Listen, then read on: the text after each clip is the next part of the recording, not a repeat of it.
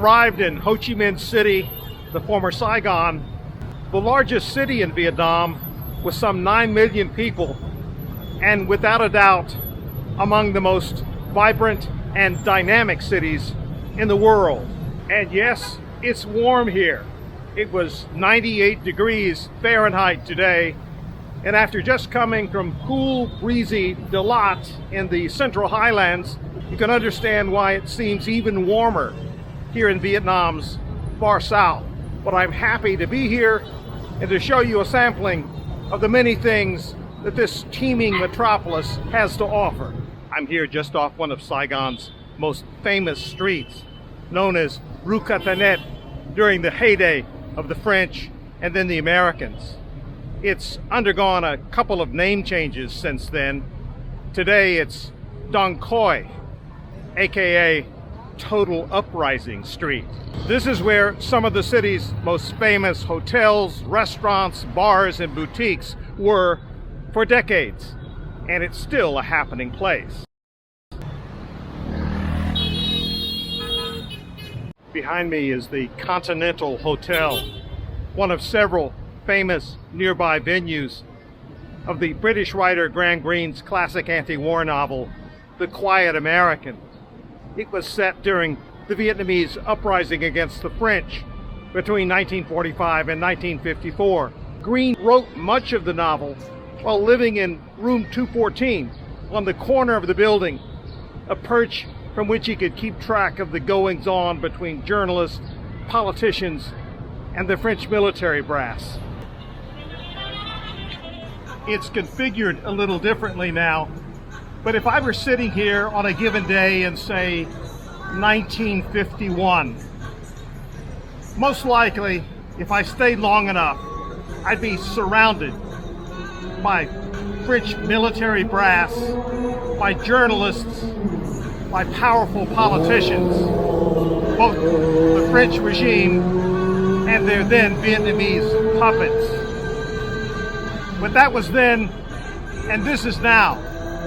And as you can see, the action's moved inside the hotel, and I'm getting hot sitting here next to the street. So it's time to move on.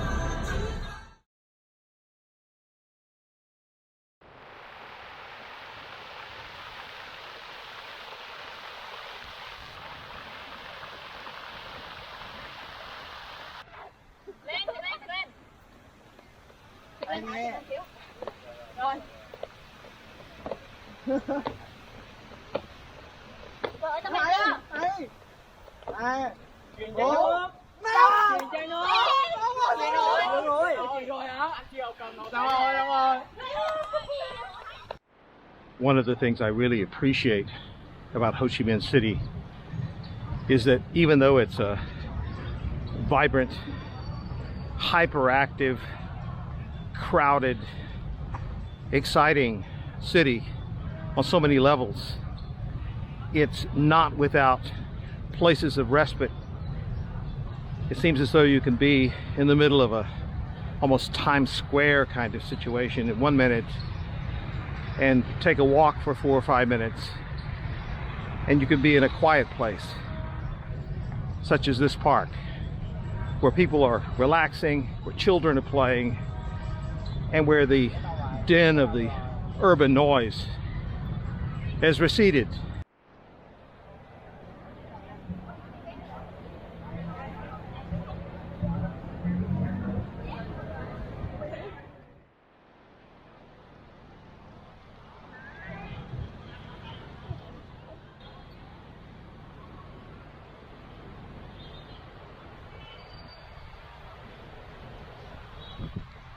The greater Saigon area was renamed for Ho Chi Minh shortly after the end of the Vietnam War in 1975. But it's quite all right, and in fact technically correct, to refer to the historic core of the city, including what is popularly referred to as District 1, as Saigon.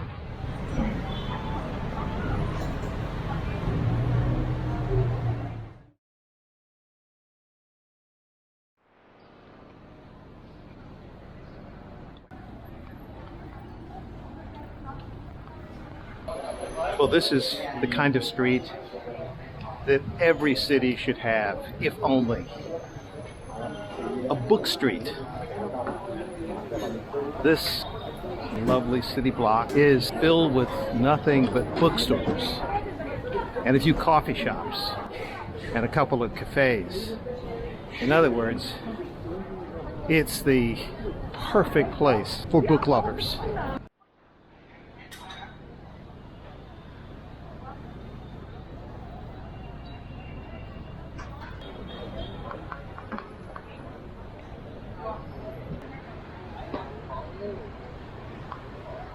Even on a very warm day like today, it's comfortable being here. The ambiance is quiet. There's no traffic other than foot traffic. And just a lot of people gathered, bibliophiles, I'm sure, most of them, over books and coffee and good conversation.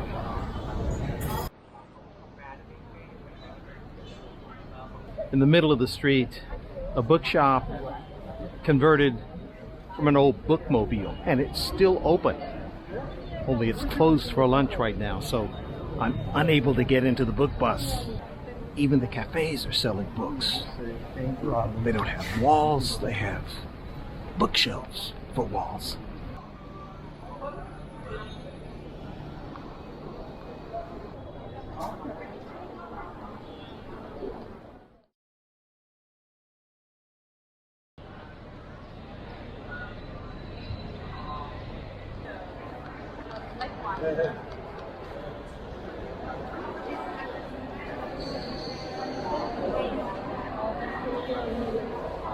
One building that the French left behind, everyone seems to like, and that's the old Saigon post office, built between 1886 and 1891.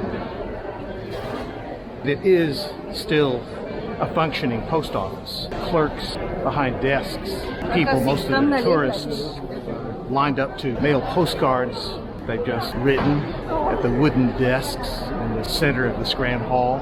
And there are the usual DHL parcels, people working under ceiling fans. It's really a grand place. It's also a tourist stop, and souvenirs are sold here, but in all honesty, it's not overdone. It's mostly postal related. It's a brisk business in old postcards and just post office memorabilia. And of course, lest anyone forget, there has been since 1975 a giant portrait of Uncle Ho at the far end of the wall.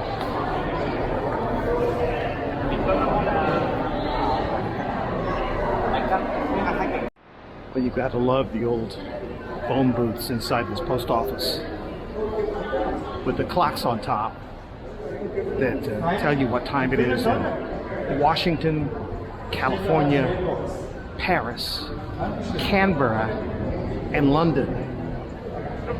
Sounds like an American, Australian, British collusion to me.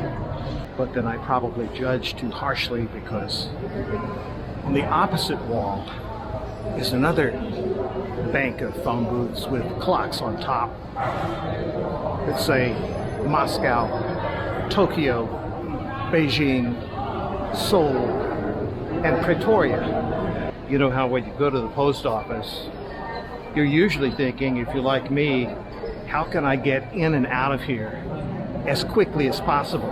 And yet this is a complete role reversal.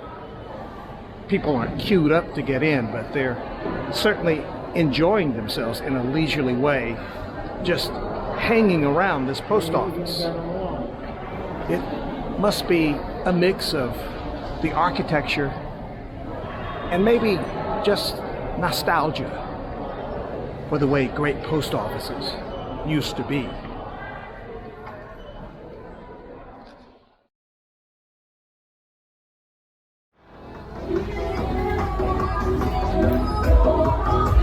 One Saigon venue whose name hasn't changed since Graham Greene's day is Bui Vien, the city's red light district for French and later American soldiers, which lives on as a magnet for foreign visitors.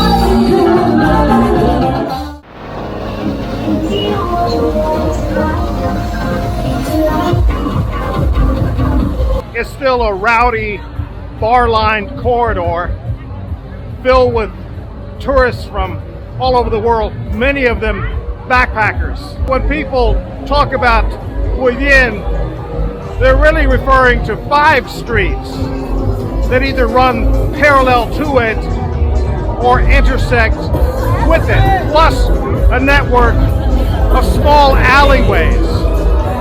In the Vietnam War days, journalists referred to the area surrounding a famous cinema that's now the Ho Chi Minh Theater as the international intersection. That's when the area was densely packed with news bureaus and printing shops.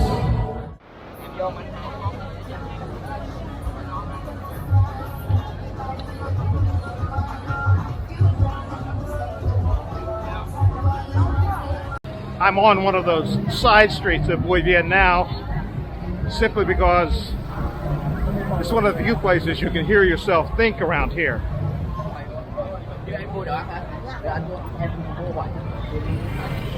Well, as the song goes, New York City is the city that never sleeps.